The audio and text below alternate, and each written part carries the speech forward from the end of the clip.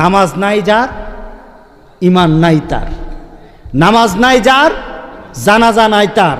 আল্লাহর ফেরেশতার পর্যন্ত তোমার দিকে তাকিয়ে থাকে, তুমি কেন নামাজ পড়ো না, কেন নামাজ পড়ো না?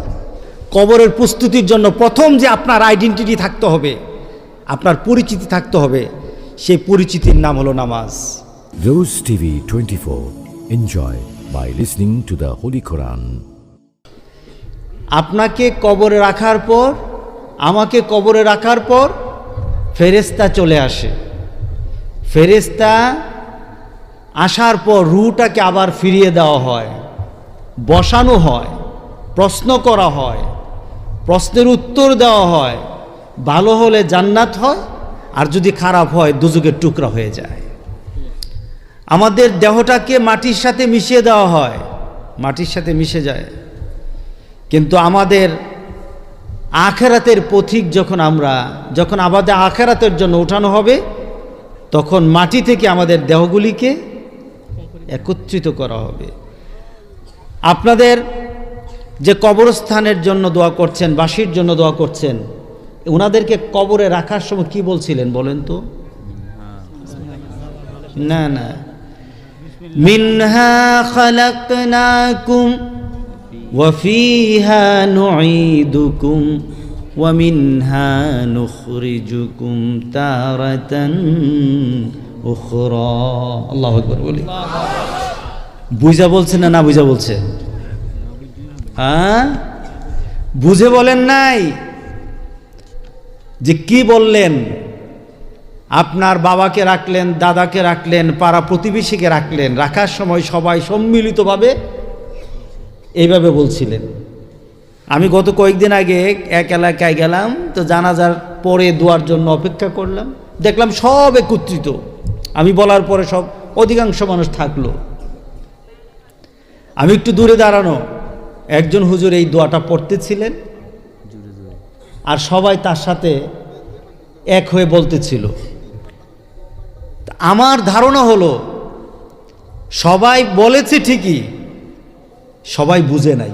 ঠিক কথা ঠিক আছে কি না? যে জিনিসটা বুঝলেন না, এই জিনিসটা বলে কি ফায়দা আছে বলেন? যে জিনিসটা বুঝলেন না, যে আপনি কবরে যাকে রাখছেন তাকে কি বলছেন, আপনি যখন কবরে রাখেন ওই কবরবাসীকে উদ্দেশ্য করে বলছেন মিনহা খালাকনাকুম, এই মাটি থেকে তোমাকে সৃষ্টি করা হয়েছে। আচ্ছা, মাটি থেকে মানুষের কোন অংশ সৃষ্টি করা হয়েছে? দেহ। আর আমাদের রূহ আল্লাহর তরফ থেকে অর্ডার, সুবহানাল্লাহ। মাটি থেকে নির্যাস সৃষ্টি করা, মাটির নির্যাস দিয়ে আমি সৃষ্টি হয়েছি। এর জন্য আপনি যখন কবরে রাখেন তখন আপনি বলেন মিনহা খালাকনাকুম। সুবহানাল্লাহ বললেন না? আপনি তাকে রেখে বলতেছেন মিনহা খালাকনাকুম, মাটি থেকে তোমাকে সৃষ্টি করা হয়েছে। যখন তাকে বলছেন মাটি থেকে সৃষ্টি করা হয়েছে, তখন তার সাথে কি রূহ আছে? তাহলে আপনি কি বলতেছেন? কারে বলতেছেন? মাটিকে বলতেছেন। তোমাকে মাটি থেকে সৃষ্টি করা হয়েছে, ওয়া ফিহা নুঈদুকুম, আর এখানে আমি তোমাকে আবার স্থাপন করছি, এখানে রেখে যাচ্ছি। মাটির সাথে তোমাকে আবার মিশিয়ে দেওয়া হবে, এখানে রেখে যাচ্ছি। তাহলে বোঝা গেল মাটি থেকে সৃষ্টি, মাটিতে আবার দিয়ে যাচ্ছেন। শেষ না, ওয়া ফিহা নুঈদুকুম ওয়া মিনহা নুখরিজুকুম, আবার এই মাটি থেকে তোমাকে উঠানো হবে। সুবহানাল্লাহ বলেন না? তাহলে আপনাদের রূহ গেল কই? আপনারই তো প্রমাণ যে শুধু রূহ নিয়ে উঠবে না, দেহ নিয়েও উঠবে। আল্লাহু আকবার, আল্লাহু আকবার। শিখলে ভালো লাগে না খারাপ লাগে? আগামীতে কেউ মারা গেলে তাকে যখন দাফন করবেন তখন আমার কথা একটু মনে হবে, হুজুর তো বলে গেছিল। ওয়া ফিহা নুঈদুকুম ওয়া মিনহা নুখরিজুকুম তারাতান উখরা, তোমাকে আবার ওই আখিরাতে একত্রিত করার দিনে, সেই দিনে একত্রিত করার জন্য, আখিরাতের জন্য তোমাকে আবার উঠানো হবে। আপনি তো বললেন যে মানুষ শুধু রূহ দিয়ে হয় না, মানুষ কি দিয়ে হয়? মাটি এবং রূহ দিয়ে। সুতরাং দোয়ার ক্ষেত্রে আমরা কমপ্লিট দোয়া করব, যে কবরবাসী যারা আছে তাদেরকে যেন আল্লাহ মাফ করে দেন, মাগফিরাত দান করে দেন। আমিন বলি। ওয়ামান আহসানু কাওলাম মিম্মান দাআ ইলাল্লাহ ওয়া আমিলা সালিহান ওয়া ক্বালা ইন্নানি মিনাল মুসলিমিন। তার কথার থেকে শ্রেষ্ঠ কথা কার হতে পারে যে মানুষকে কল্যাণের দিকে ডাকে? এখন কল্যাণটা কি? আমি ভাঙা ভাঙা কথা বলবো, বুঝতে হবে। কল্যাণ কি? আজকে গোটা পৃথিবীর মধ্যে কল্যাণ হলো অর্থ আমার চাই, অর্থ বাড়াতে হবে, এটা হলো কল্যাণ। আমাদের রাস্তাঘাট ভালো হতে হবে, এটা হলো কল্যাণ। আমাদের সংসার উন্নত হতে হবে, এটা হলো কল্যাণ। আমাদের ঘর বাড়ি আগে ছিল ভাঙা, সুন্দর হতে হবে, এটা হলো কল্যাণ। আমাদের কাপড় চোপড় সুন্দর হতে হবে, এটা হলো কল্যাণ। আমরা আগে বেশি দূরে যেতে পারতাম না, এখন গোটা পৃথিবী সফর করব, এটা হলো কল্যাণ। আমার গাড়ি সুন্দর হবে, এটা হলো কল্যাণ। আমার খাওয়া দাওয়ার মেনু ভালো হবে, এটা হলো কল্যাণ। গোটা পৃথিবীতে এই কল্যাণ অনেক বেড়ে গেছে। কথা ঠিক আছে কিনা বলেন? গোটা পৃথিবীতে এই কল্যাণ অনেক বেড়েছে। কিন্তু আমি শ্রেষ্ঠতম যুগের দিকে চলে যাই, ওই যুগের নাম হলো শ্রেষ্ঠতম যুগ। মুহাম্মদুর রাসূলুল্লাহ সাল্লাল্লাহু আলাইহি সাল্লাম বলেছেন, খায়রুল কুরুন করনি, সবচেয়ে শ্রেষ্ঠ যুগ হলো আমার যুগ। সবচেয়ে শ্রেষ্ঠ যুগ হলো আমার যুগ। ওই যুগের মানুষগুলির ঘর ভালো ছিল না, ভাঙা ঘর ছিল, কাপড় ছিল না, খেতে পারত না, পেটে পাথর বাঁধত। রাসূল পাক সাল্লাল্লাহু আলাইহি সাল্লামের কাছে এক সাহাবী দাঁড়িয়ে বলেন, ইয়া রাসূলুল্লাহ, পেটে খাদ্য নেই, পাথর বেঁধেছি। রাসূল পাক সাল্লাল্লাহু আলাইহি সাল্লাম নিজের পেটটা বের করে দেখালেন, দেখো আমি কয়টা পাথর বেঁধেছি, আমার পেটও খাদ্য নাই। ঘর বাড়ির উন্নতি ছিল না। রাসূল পাক সাল্লাল্লাহু আলাইহি সাল্লাম আরবের মক্কার কাফেরদের অত্যাচারে মক্কায় থাকতে পারলেন না। মক্কায় থাকতে পারলেন না, মদিনায় যাবে। রাসূল পাক সাল্লাল্লাহু আলাইহি সাল্লাম মদিনায় সে পাহাড়ি রাস্তা ছিল না, পাহাড়, এরপরে মরুভূমি, সেখান দিয়ে পাড়ি দিয়েছে প্রায় 400 কিলোমিটারের উপর, 450 কিলোমিটার। রাসূল পাক সাল্লাল্লাহু আলাইহি সাল্লামের সাথে বাহনটাও ভালো ছিল না, পাগুলি ফেটে গেছে পাথরের আঘাতে, পা থেকে রক্ত ঝরেছে। রাসূল পাক সাল্লাল্লাহু আলাইহি সাল্লাম মক্কা থেকে মদিনায় সফর করেছে। রাসূল পাক সাল্লাল্লাহু আলাইহি সাল্লামের সফরে কোনো সুখ ছিল না।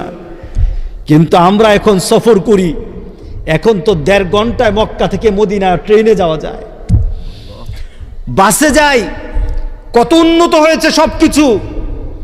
কিন্তু রাসূল কোন যুগের কথা শ্রেষ্ঠত্ব ঘোষণা দেয় নাই।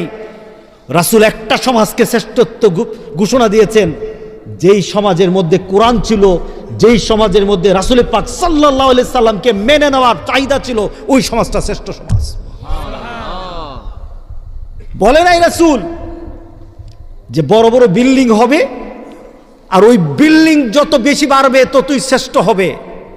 বরঞ্চ আমার রাসূল বলে গেছেন, বিল্ডিং যত উপরের দিকে উঠবে অপেক্ষায় থাকো, কিয়ামত চলে আসতেছে।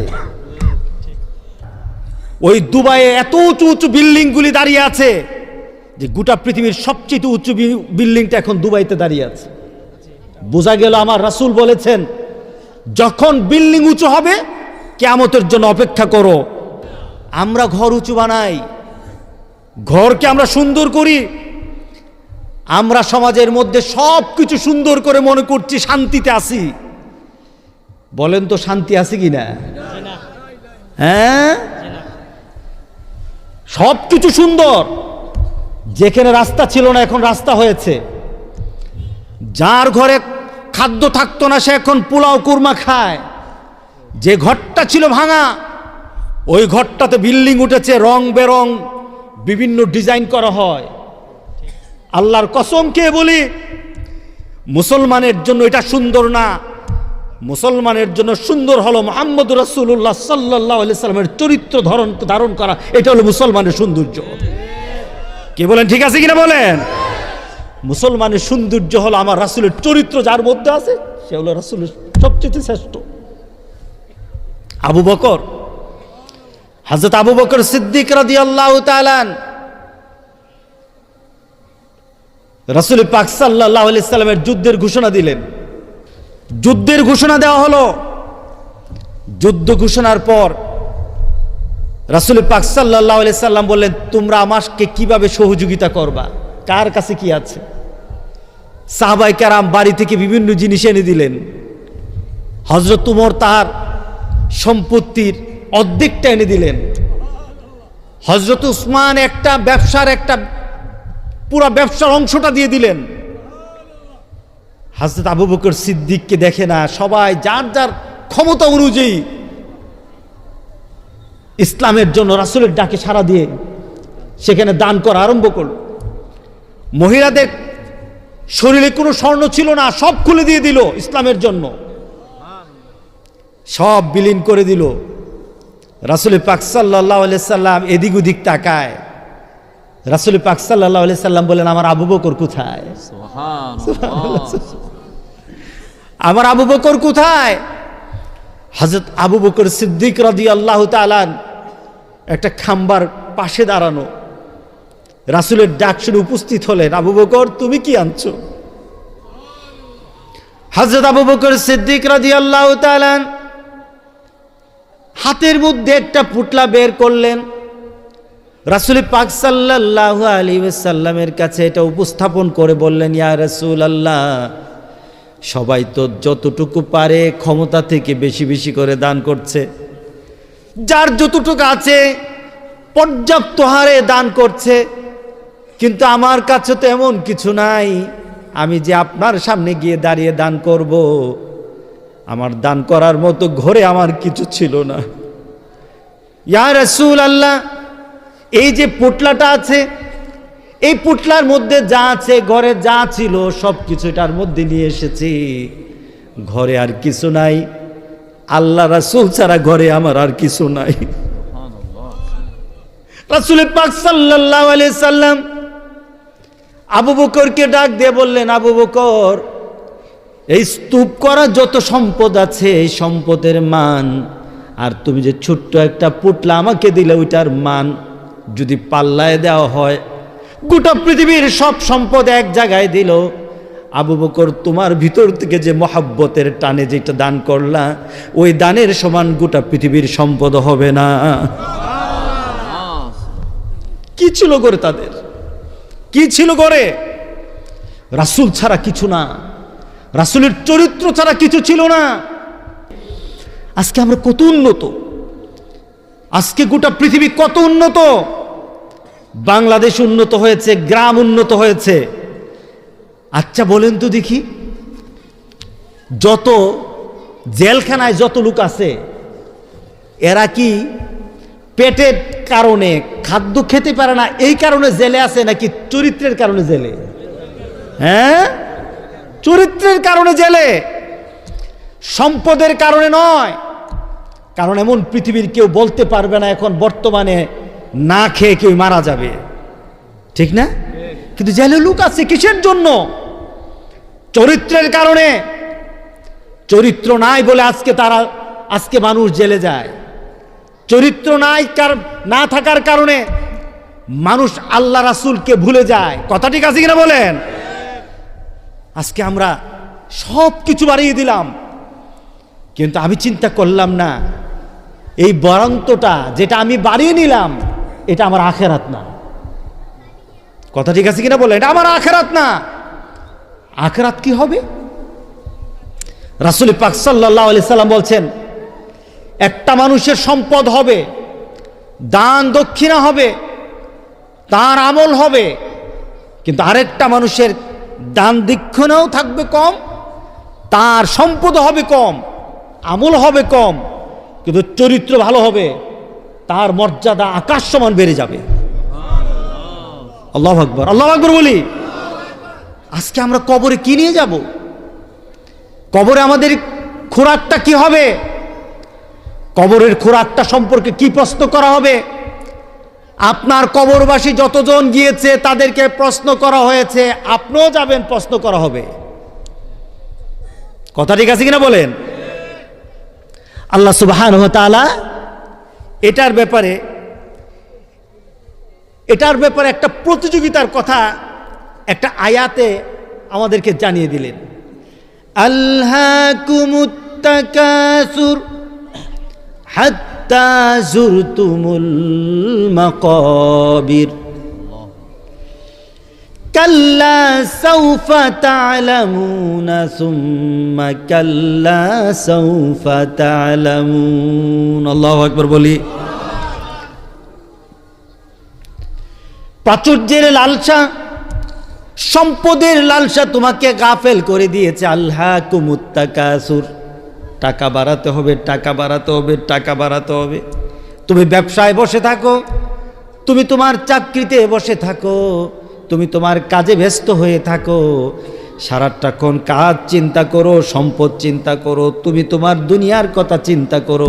ফাঁকি দিয়ে আসর চলে যায়, ফাঁকি দিয়ে মাগরিব চলে যায়, ফাঁকি দিয়ে এশা চলে যায়, ব্যস্ততার সাথে সাথে রাত্রেবেলা ঘুমাও, ফজর চলে যায়, জুহুর চলে যায়। কি বলেন, ঠিক আছে কিনা বলেন? তোমার কাজ কর্মের ফাঁকে ফাঁকে কত কাজগুলি চলে যায়। আপনি আপনার বাবার জন্য দোয়া করতে হবে, এটাই কিন্তু ইসলাম। কথা ঠিক আছে কিনা বলেন? রাগ করতেছেন? নবীরা বিপদে পড়েছে। আচ্ছা বলেন তো, আমাদের কাছে একটা দোয়া আছে, দোয়াটা খুব পরিচিত, আমরা এটা খতমও পড়াই, কিন্তু নিজে পড়ি না। নিজে বিপদে আছি, নিজে পড়ে না। হুজুর এটা খতম পড়াই দেন। আর মেয়ে তুমি পড়ো না, না এটা হুজুর আমি ব্যস্ত আছি। রাগ করতেছেন নাকি? আমি বললাম না আমি সবক দেব। খতমটার নাম কি বলেন? আরে বলেন না, খতমটা কি নাম দিছেন? খতমে ইউনুস। আচ্ছা বলেন তো দেখি, হযরত ইউনুস আলাইহিস সালাম কারি দিয়ে খতম পড়াইছিলেন? হ্যাঁ, বিপদে কে পড়ছিলেন? ইউনুস আলাইহিস সালাম মাছের পেটে, জুলুমাত বলা হয়েছে, জুলুমাত, অন্ধকারের পর অন্ধকার, রাতের অন্ধকার, পানির অন্ধকার, নদীর সমুদ্রের নিচের অন্ধকার, মাছের পেটের অন্ধকার, কতগুলি অন্ধকারের ভিতর। সেখান থেকে ইউনুস আলাইহিস সালাম বুঝি টেলিফোন করছে, আমার জন্য একটা খতমে ইউনুসের ব্যবস্থা করো। কি করছেন? উনি নিজেই ডাক দিলেন আল্লাহকে, লা ইলাহা ইল্লা আনতা সুবহানাকা ইন্নী কুনতু মিনাজ জালিমিন। আল্লাহু আকবার বলি। নবী যদি নিজের দোয়া নিজে পড়ে হয়, নবী যদি নিজের দোয়া নিজে পড়ে নেয়, আমরা কি নিজে পড়া লাগবে নাকি অন্যকে দিয়ে পড়াবো? নিজের বাবা মারা গেছে, মাহফিল করলেন, মনে করলেন হুজুর আনলাম আড়াই বাড়ির হুজুর, এই হুজুর বিভিন্ন হুজুর, এই বাস চলে যাবে, এটাতে কাজ হবে না, এটাতে কাজ হবে না। বরঞ্চ আপনি মাহফিলে বসেন, আপনার মার জন্য আপনি দোয়া করবেন, আপনার বাবার জন্য দোয়া করবেন, মাহফিলে করবেন, 5 ওয়াক্ত নামাজ পড়ে পড়ে আল্লাহর দরবারে দোয়া করবেন। কথা ঠিক আছে কিনা বলেন? ইউনুস আলাইহিস সালাম মাছের মধ্যে পড়ে গেলেন, বললেন লা ইলাহা ইল্লা আনতা, তুমি ছাড়া আমার কেউই নাই। আল্লাহকে ডাক দিলেন। আল্লাহ সুবহানাহু ওয়া তাআলা ইউনুস আলাইহিস সালামের ডাক তো শুনলেন। ফাস্তাজাবনা লাহু ওয়া নাজ্জাইনাহু মিনাল গাম ওয়া কাযালিকা নুনজিল মুমিনিন। আল্লাহু আকবার বলি। আল্লাহ বলতেছে ফাস্তাজাবনা লাহু ওয়া নাজ্জাইনাহু মিনাল গাম, তুমি আমারে ডাকলা আর আমি তোমার যত পেরেশানি আছে দূর করে দিলাম। কে ডাক শুনলেন? কার ডাক শুনলেন? ইউনূস আলাইহিস সালাম। সুবহানাল্লাহ, সুবহানাল্লাহ। কথাগুলি নিজের ভিতরে যখন নিজে নিজে কথা বলি, পুলকিত হই যে একজন নবী আল্লাহর কাছে ভিক্ষা চায়, বিপদ থেকে বাঁচাও। আর আজকে আমরা বিপদে পড়লে মাজার খুঁজি, হুজুর খুঁজি। কথা ঠিক আছে কিনা বলেন? গোটা পৃথিবীর কেউ কাউকে বাঁচাতে পারবে না আমার আল্লাহ ছাড়া। কথা ঠিক আছে কিনা বলেন? কার কাছে চাইতে হবে? হাতটা উপরের দিকে দেই। কার কাছে চাইতে হবে? আমি পরিবর্তনের জন্য কথা বলি, আমি নিজে পরিবর্তন হতে চাই। ওই কবরের জন্য দোয়া করেন। কত বড় দুঃসাহস আপনার! আমার কত বড় দুঃসাহস! কবরবাসীর জন্য আমি দোয়া করছি। কেন আমি বুঝি না। কবরবাসীর যারা ছিল, এখানে বসে এমন ব্যক্তি কথা বলেছে, এখানে বসা ছিল এমন ব্যক্তি বসা ছিল নাই যে? হ্যাঁ হ্যাঁ, আলিম সাহেব বসা ছিল না? আমি মাহফিল করেছি, আলিম সাহেব কোথায়? আমার বাবা কোথায়? এখানে বসে কথা বলেছে। কোথায় আমার বাবা? কত বড় সাহস আমার! দুঃসাহস। আজকে কবরবাসী নিয়ে কথা বলি, চিন্তা করতে পারি না। আল্লাহ এটাই বলেন, আলহাকুমুত তাকাসুর হাত্তা যুরতুমুল। তুমি একটা প্রতিযোগিতার মধ্যে পড়ে গিয়েছো। এটা হলো তোমার সম্পদ বাড়ায়, সম্পদ বাড়ায়, সম্পদ বাড়ায়। ব্রেইনের মধ্যে কোনো সম্পদ বৃদ্ধির বাইরে আর কোনো চিন্তা নাই। কিভাবে আমার বাড়িঘর সুন্দর হবে, কিভাবে আমার ঘর সুন্দর হবে, কিভাবে আমার সংসার বড় হবে, কিভাবে আমার ক্ষমতা বেশিক্ষণ থাকবে। কথা ঠিক আছে কিনা বলেন? আমার তো এর বাইরে চিন্তা হয় না। আমার ব্রেইনের একটা অংশ তো রেখেই দিতে হবে আখিরাতের জন্য।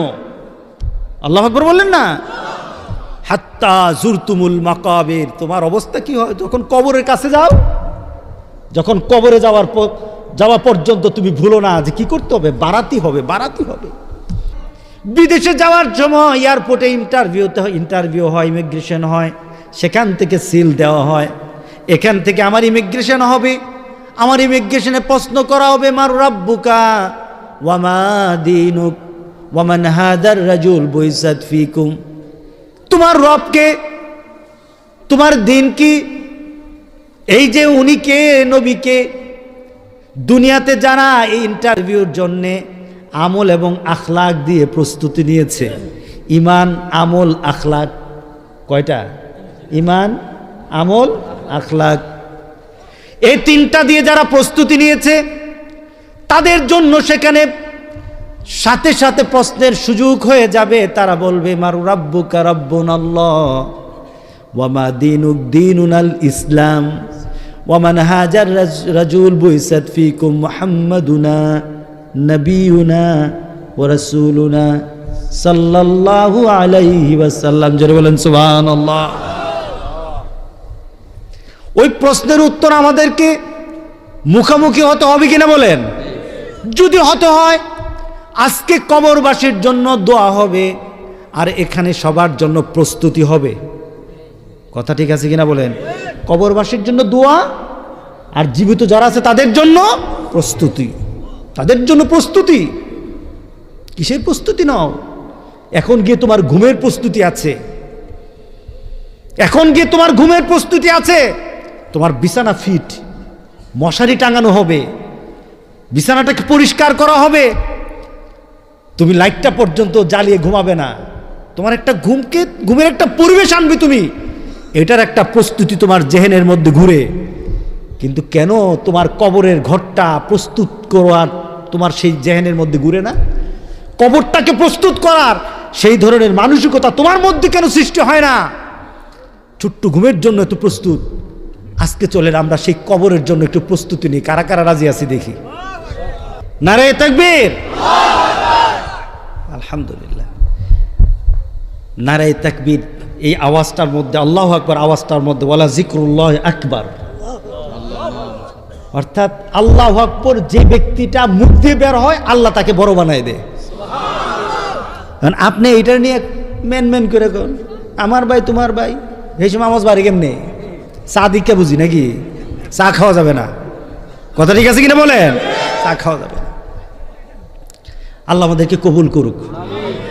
কবরের প্রস্তুতির প্রথম পরিচয় আগে পরিচয় থাকতে হবে, এরপর না কবরে। কবরের প্রস্তুতির জন্য প্রথম যে আপনার আইডেন্টিটি থাকতে হবে, আপনার পরিচিতি থাকতে হবে, সেই পরিচিতির নাম হলো নামাজ। আল্লাহ বলেন কি? আবার জোরে বলেন। নামাজ পড়বে না কে? মরা মানুষ নামাজ পড়ে না, কবরবাসী নামাজ পড়ে না, যারা বেঈমান তারা নামাজ পড়ে না, এছাড়া যারা ইমানদার তারা নামাজ পড়ে। কথা ঠিক আছে কিনা বলেন? এখন এই আপনাদের এখানে এই গ্রামে মরা যারা নামাজ পড়বে না তারা মনে করবেন মরা, কবরবাসী। এদের জন্য দোয়া করা দরকার। তাদের জন্য লিখে দিবেন যে বেনামাজি কবরবাসী, বেনামাজি মরার জন্য দোয়া হবে। এই মাহফিলে আমি আসবো ইনশাআল্লাহ। বেনামাজি মরা, বেনামাজি কি মরা? মরা, এটি জীবিত না। গ্রামের সংখ্যা বেশি না কম? হ্যাঁ, আপনাদের এখানে কম। মসজিদ কয়টা? হ্যাঁ, 11টা মসজিদ। আলহামদুলিল্লাহ, এটা তো পুরো বাংলাদেশের মসজিদ এক কেন।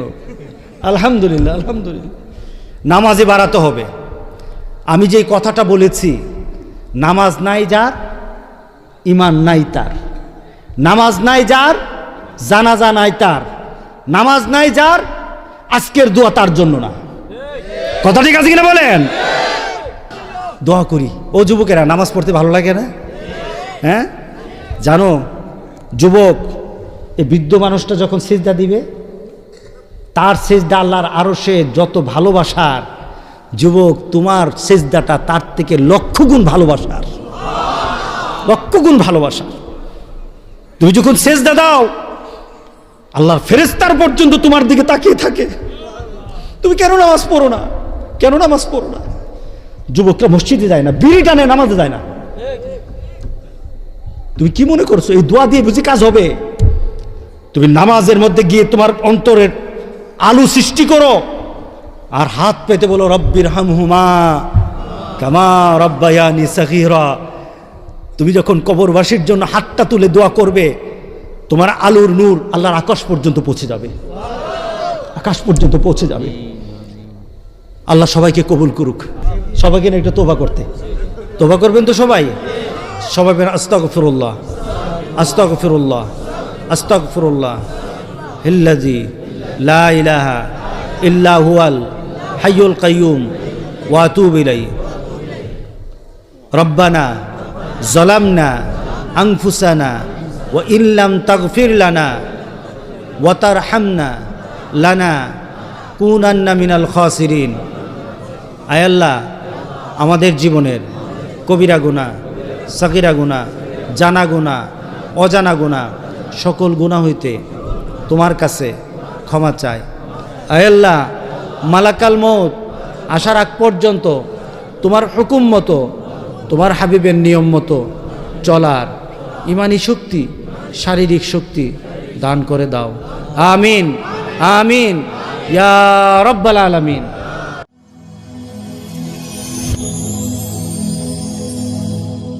Rose TV 24. Enjoy by listening to the Holy Quran.